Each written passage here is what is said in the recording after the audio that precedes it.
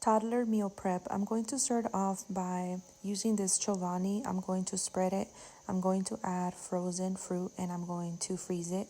I'm going to freeze it and then I'm going to take it out and just break it up in little pieces. So here it goes in the freezer. I'm also going to boil a small pot of steamed vegetables.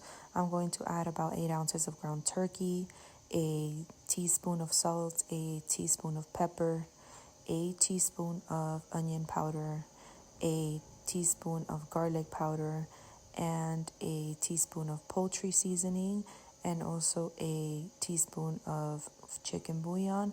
I'm going to use half of the steamed vegetables and I'm going to blend them, and I'm going to mix it with my ground turkey along with a little bit of avocado oil. You want to make sure that everything gets incorporated. Then you're going to make these little meatball balls and you're going to bake them at 350 in your oven for about 25 minutes. It varies by oven, so make sure that you are checking them. Then you are going to take the other half of the steamed vegetables. You're going to blend it with Rao's marinara sauce, but you can use any marinara. Once you blend it, this is great for pasta sauce, so you're just going to pretty much blend it and store it in a little container in your fridge. And it's going to look like this. They won't even notice. It tastes really good. And you're also going to steam some pasta and store it with water in your fridge so you have this ready to go.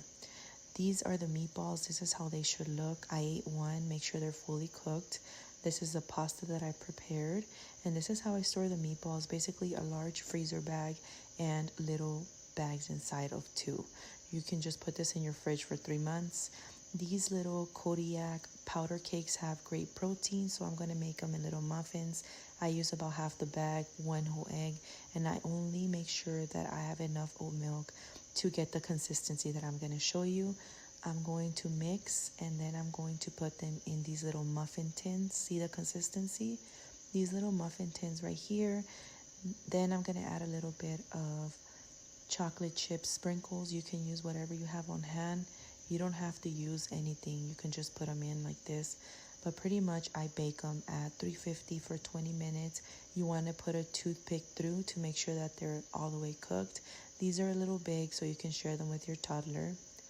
After they come out, I just let them cool down and then I freeze them for however long she has them in the fridge. Next, I'm going to make these little protein things, or I don't know what they're good for, but I just make them. They're good.